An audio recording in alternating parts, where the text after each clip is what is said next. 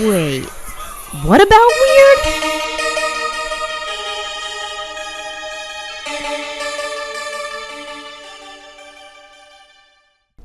Hi, I'm Echo. And I'm Elena. And this is our podcast, What About Weird? A podcast where we discuss all things weird, from cryptids and aliens to strange science and unhinged history. And today we're going to be talking about the invention of the board game Monopoly. Monopoly, as we all know, is a staple in not only American households, but it is sold pretty much everywhere in the world. And it's a great game to play if you don't like your friends. Yeah, you probably don't talk to your mom anymore after she took all your money when you landed on her property. You love it, you hate it, and here in America, I think most of us grew up playing it. So this is the founding story of the game that a lot of people have been told. This is the version that is printed on some of the Monopoly boxes or alongside of the rules, and it reads as follows. Parker Brothers Real Estate trading game Monopoly was invented during the Great Depression by Charles B. Darrow of Germantown, Pennsylvania. Mr. Darrow, like many other Americans, was unemployed at the time, and he worked out the details of the game primarily to amuse himself during this period. Prior to the Depression, Darrow and his wife vacationed in the resort town of Atlantic City, New Jersey. When it came to naming the streets on the game board, Darrow naturally adopted those of his favorite vacation spot. This made Darrow the first board game millionaire and basically the true star of the American dream. It was a real rags to riches story. However, this version of Monopoly's origin is a lie. So I'm going to introduce the true history behind the game. Elizabeth, or Lizzie Magie, was born in 1866 in Macomb, Illinois. I said that. Wow, I don't know why I said that wrong for a second. I said it, and then it sounded wrong. It's pronounced Illinois. Illinois. Okay. Lizzie grew up in a household that supported the values of Georgism, which is a political ideology now called Geoism. Where you believe in people named George exclusively. I will only vote for you if your name is George. George. It was proposed by Henry George, who argued for one single tax based on land value that would replace all other taxes.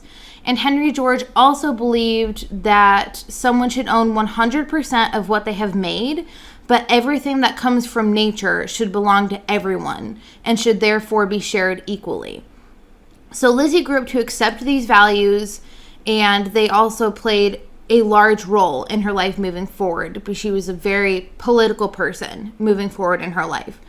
So in the 1890s, Lizzie's family moved to Washington, where she worked as a stenographer and a typist, and in her free time, she wrote poetry and short stories, as well as acted in comedies on stage. Can I just interrupt? The word stenographer sounds fake, and if anybody tells me that is their profession, I will not believe them, because that's a fake word. Stenographer. Do stenographers even exist anymore? What even is a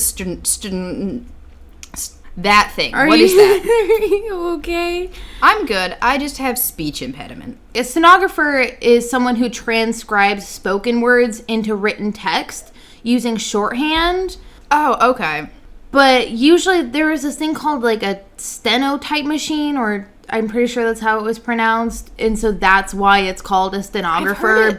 I've heard it called something other than a stenographer. Yeah, there's another name for it. Which is, I think, why I was like, stenographer is made up. It does sound like a made-up word, though. It definitely isn't really a career after the 1890s. We would still probably call them, like, I guess you could consider yourself a typist still, or whatever, or like minute taker? Translator of sorts? Transcriber. Why did I not know of that word? Yes, yeah, okay. That's the word I was thinking of. I was like, transcriber, yes. Stenographer, that's fuck what off. It is now. So that's what she did for a living, but she absolutely hated it because she felt like she was just doing a made-up job. Yeah, well, she felt like she was just a woman that was taking down the words of a bunch of men, and she felt like she almost didn't matter, like her opinions weren't considered, and she didn't matter because her job was fake. And she was also known. She was also known for being an inventor of sorts. So in a time when only 1% of patent holders were women, Lizzie was granted U.S. patent number 498,129 for an improvement to the Hammond typewriter, which would reduce the size of the margins on the page and allow more words per page. Which was actually a pretty big deal, even though it really wasn't implemented. Like, that would have been helpful, probably, in a lot of people's careers. And being the absolute badass that she was also a proud and vocal feminist. She had no desire to get married at a young age, which was pretty much the standard of this time. When was this again? In the 1890s. 1890s, yeah. Okay. So definitely a time where, like, women are getting married early. Yeah, so we're, like, 2 steps away from women getting married at child. Yeah, pretty much. But she was very, very against this. And she actually saved up enough money to buy her own house and land. She also protested the small wages given to women and protested women being forced into marriage by doing things such as she put an ad out in the paper that read, "Young woman American slave, for sale to the highest bidder." And this caught the attention of the press, where she proudly shared her political and societal views to anyone who would listen. She basically put this ad out in the paper to say women are basically still for sale. They are treating us as if we're slaves by paying us way lower wages than men are. They're marrying us off when we're really, really young, even though some of us have our own hopes and dreams. I want to know, did anybody, like, write her of, like, hey, I'm interested in this offer, and I think this is totally normal. I want to know, because I guarantee, given some of the things that I've seen now, I wouldn't put it past people 120 years ago. Oh, I guarantee you some people looked past, like, didn't get the satire of it and responded as, like, hey, I'm interested in that, because they were idiots. I'll give you 50 cents. Take it or leave it. Yeah. So she explained that women are more than machines, that they have hopes and desires too. Lies. She even began teaching Georgism in the evenings, even though that political ideology was rapidly going out of fashion because Henry George had passed away at this point. So with few people accepting her teachings, she decided that the best way to reach more people would be to create a board game that emulated her economic and political beliefs. And this idea led to U.S. patent number 748,626, called the Landlords Game. Illustrations in the patent show a board that looks almost identical to that of the game Monopoly, including spaces for properties that players can buy, spaces you can land on to go to jail, railroads, collect rent spaces, and a public parking space. When Lizzie made the game, she created 2 sets of rules, or 2 ways in which you could play the game. 1, you could be evil, or 2, you could be even more evil. Well, the first set of rules was Monopoly, and those are the rules that we play by today, in which the goal is to acquire as much wealth as possible, build monopolies, and basically force your opponents out of business. And then the second set of rules was called Prosperity. And in this version, all players were rewarded when wealth was created, and anti-monopoly policies would lead to players working together and playing against the system instead. So that's how you know that's a fake game. Yeah, because that doesn't happen.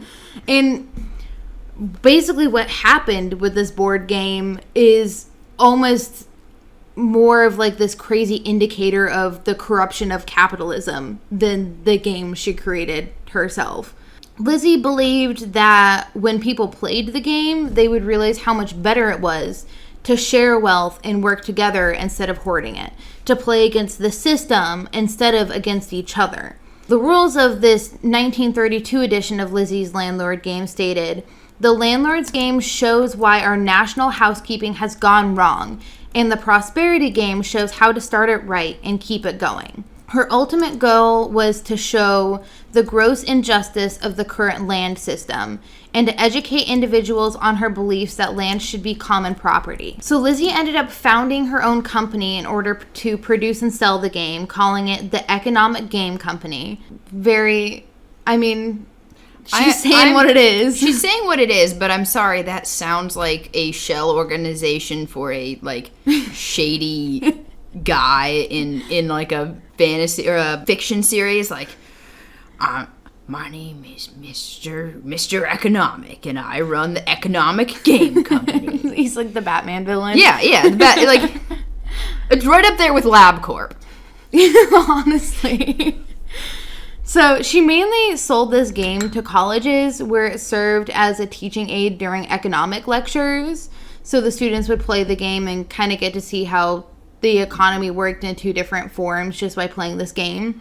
And in 1910, she actually submitted the game to Parker Brothers, but they were not interested in publishing it. They basically turned her down. They were like, no, this is a stupid idea. We won't buy this from you, but we will steal it from you. Basically. We played the game. We understand how this works. So, although the game sold poorly and it didn't seem to be doing well, it did become really popular with college students who played it in their econ classes. So a bunch of copies of the game were being made by these college students and passed around from friend to friend. So it's like the economic version of the Oregon Trail for history classes. Yeah, pretty much. You play it in history class, and then it becomes, everyone loves it. Yeah, pretty much, except you don't die of dysentery, you die of poverty. The Oregon Trail was nice because at least the students were downloading the actual Oregon Trail. These students, instead of going out and buying Lizzie's version of the game, were just hand making different versions of the game themselves and like playing it with their friends, and their friends would create a different version. Well, I don't know about you, but I do Oregon Trail myself. Me and my friends get a bunch of horses and a wagon, and we go to Oregon, and we all die of dysentery together. Along with the so these copies of the games were being made and passed from friend to friend, and each version was a little different than the next, and none of them were produced by Lizzie. And along with these changes, the message of the game soon became lost in the scramble as well. People had realized that it was way more fun to play the Monopoly version of the game, where they played against each other, than it was to play the Prosperity version. So basically, in these new copies of the game, the Prosperity thing got scrapped altogether. So in Indianapolis, there was a woman named Ruth Hoskins who came across a version, one of these homemade versions of the game, and upon moving to Atlantic City, made her own version, which features properties with Atlantic City names, as we see on the Monopoly board today. She ended up sharing this version with one of her friends, who shared it with a man named Charles Todd, who then shared it with Charles Darrow. And of course, Charles Darwin? Charles Darrow. He's, remember when I was explaining the origin of Monopoly, and I'm giving air quotes, origin of Monopoly. They're saying that he was the inventor of it. And so, of course, Charles Darrow is very similar to Charles Darwin. You're like 4 letters away there, okay? It is very similar. Charles Darwin invented Monopoly, and then he discovered the Galapagos. My timeline is off there, but who cares? This is a little goofy because obviously Lizzie made this game. It was sold at colleges. College kids started making different versions of this game, who then passed it on from friend to friend. It ends up in like Ruth Hoskins' possession. She creates a different version with Atlantic City board game like place names, plays it with one of her friends, who shows it to another guy, who then shows it to Charles Darrow. So it's passed through so many people at this point. And then Charles Darrow, being just the wonderfully uninventive person that he is, and having lost his job during the Great Depression, decided to try and make money off of this game. So all he did was basically tweak the rules just a little bit. He made the designs pop some more, and then he decided to just start selling it as his own. He added some sparkle. Yeah. A woman could never add sparkle to a board game. They call it a board game for a reason, because you're bored. He added sparkle and a top hat. Yeah, basically, and so he's credited with creating like a lot of the original Monopoly pieces that we see today. So this was almost 30 years after Lizzie McGee first patented the Landlord game. He then starts deciding to sell it as his own creation. So Charles Darrow originally made his version of the game on oilcloth, but then moved to a cardboard square in 1934, which he sold at a local department store. He then sold the game to Parker Brothers in 1935. And because a man was selling it. Yeah. So same Parker Brothers that refused to buy Lizzie McGee's version in 1910. Well, clearly it's probably because her version was saying there's an alternative to Monopoly, and I don't know how game companies were in 1920 whatever, but how they are now is they want all the Monopoly they can get. Yeah, and so some of it was probably they didn't want, like, the straight-up anti-capitalist, like, anti-monopoly version of the game. And number two is probably because she was a woman, so she really had the cards stacked against her. But then this man comes along later. And she didn't have the glamour and the glitter. Yeah, she didn't have a top hat. She didn't have the Atlantic City board game names or whatever, which he didn't even create. He created Atlantic City. It was not a thing before he went there. Now, if she had a top hat and went to Atlantic City, it would be a whole different story. She just had to dress like a man, get rid of the entire point of the Monopoly game, which is to show how bad monopolies are. Which is probably how he got around the patent, is because it was so different from hers. Well, not exactly. So, Darrow and Parker Brothers went on to patent the game in 1936.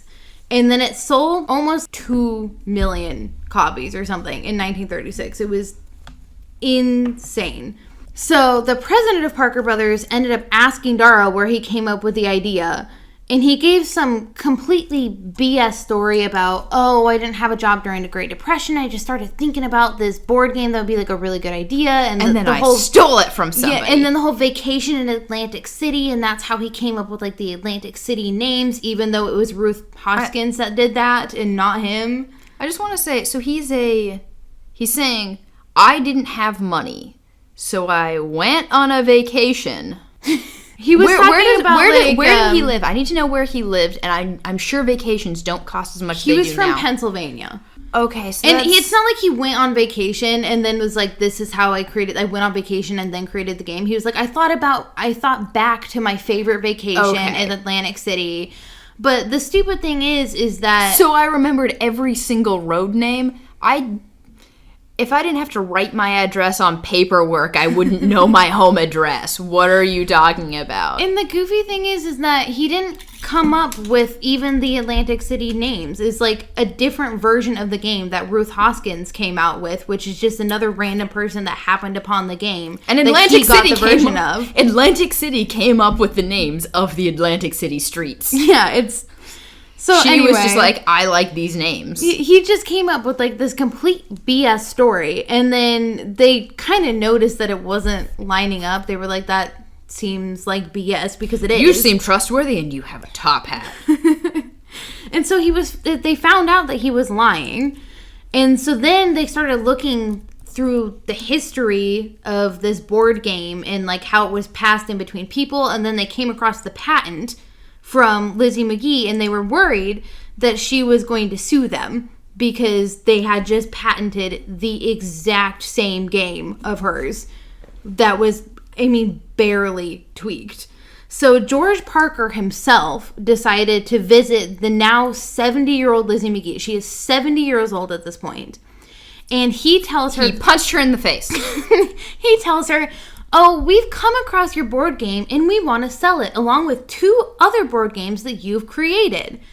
And she was like, wow, this is so great. I'm so happy that people have finally found my game and you want to sell it. And so she accepted $500 for the patent, which is only about $11,518 today.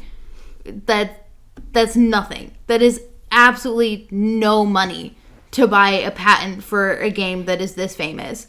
I know inflation is one thing, and then there's the buying power of stuff. But even with that calculated, that's nothing. Yeah, it's not a lot. And because she didn't know that her game was already a success under a different patent, so she just took this $500, even though she was owed way more than that.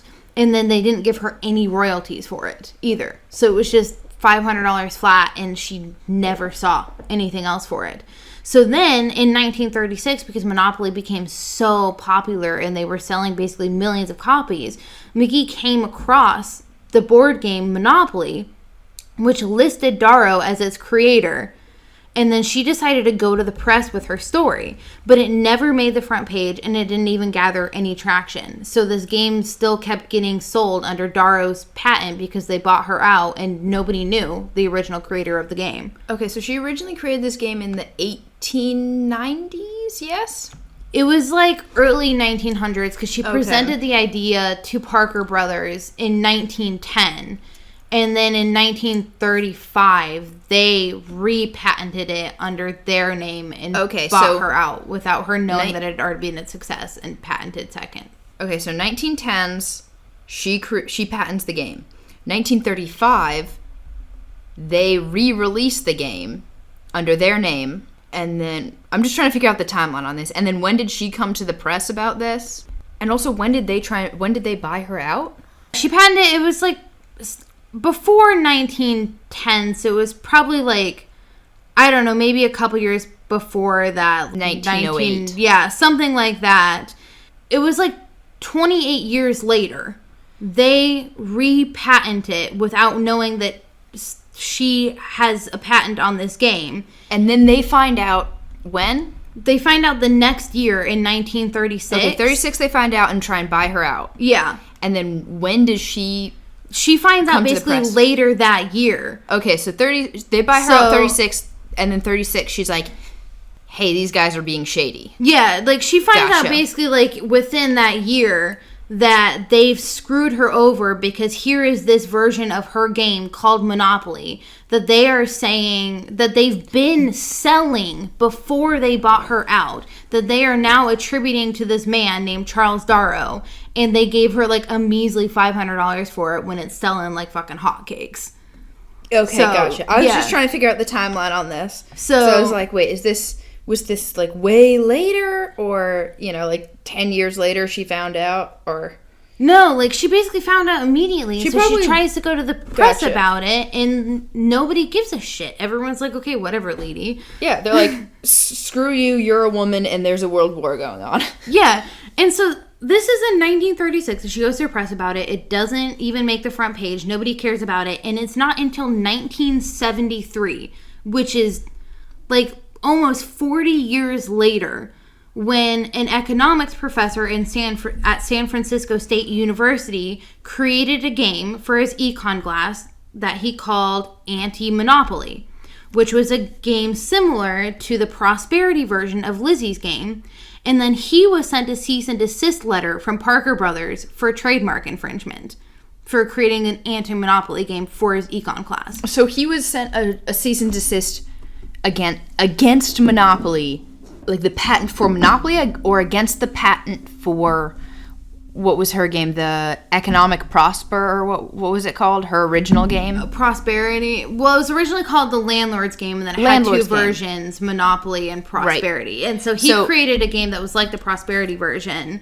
And because Parker Brothers owned the patent for both Monopoly and Landlord games, or the Landlord game, did they send him a cease and desist against the Landlord game or against the Monopoly, or is it just because they owned both patents, they were like, get off of our turf? Yeah, it was basically like, you could be emulating either one of these games, and we don't like that, so we're sending you a cease and desist. And he didn't cease and desist because he was like, fuck you guys, giant corporation. Anti-monopoly. And so then there ended up being like a decade-long legal battle that followed, in which this economics professor was able to prove that the game existed many years before Charles Darrow supposedly invented it. I mean, 28 years before he supposedly invented it.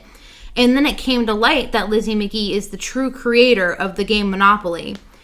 And so even though she has now rightfully been recognized, McGee still never really saw monetary success from the game. I mean, she created this game. Yeah, because when she found out they stole her thunder, she was like 70-something, right? Yeah, she was already 70 years old. So 40 years later... Yeah, she's she would have gone. Yeah. She would have already died or been like 100. Yeah, she would. 110. Yeah.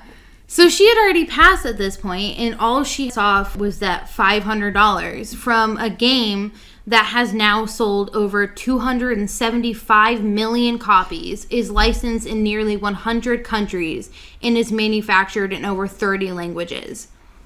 And not only was she basically screwed out of, millions of dollars. Like, Charles Darrow is a millionaire because of Monopoly. Like, his family is set for life because of Monopoly, and she got basically nothing for it. And not only that, but the entire purpose of why she created the game was lost. Because instead of showing the world that we ought to share our wealth, the game now only teaches us to hoard it. Because that was the most entertaining version of the game. So not only did she not get any money for it, but she basically created this game for it to be a political movement and to educate people that we should share our wealth instead of hoarding it. And they completely scrapped the entire initial idea, like teaching proponent of the game, and she didn't even profit off of it. So that is so funny, but not in the like haha way, in the like, oh yikes, that's sad way. Mm-hmm.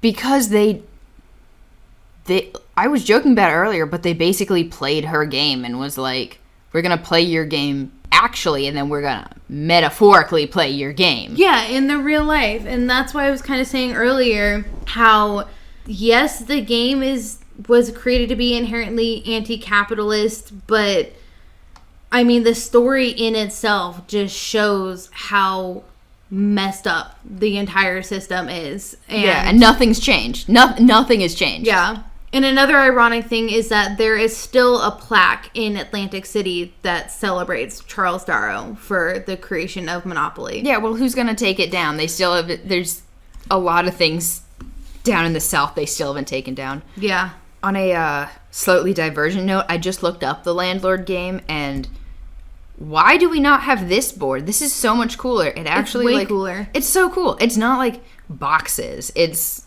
like use a little lake and a river with a little island in the middle. Mm-hmm. It's all like squiggly and funky. I like this. Yeah, but you can tell that it's the exact same thing. Oh yeah, there's the exact same places that you land on. Like, you move around the board and go places. It's the same thing. Just it actually looks like a map. Yeah, and not boxes. Mm-hmm. Yeah. Anyway, so that's the original creator of Monopoly, and it's not exactly a happy story, but I do think it's important to talk about, women that, especially women that was not only like a genius for developing this game, but somebody that was standing up for what she believed in, for her political and economic views, and was trying to change the world, even though it didn't work out. We do it all for George. All for George. Cool. Thank you for sharing. That was fascinating. Always remember to ask about the weird. Bye for now.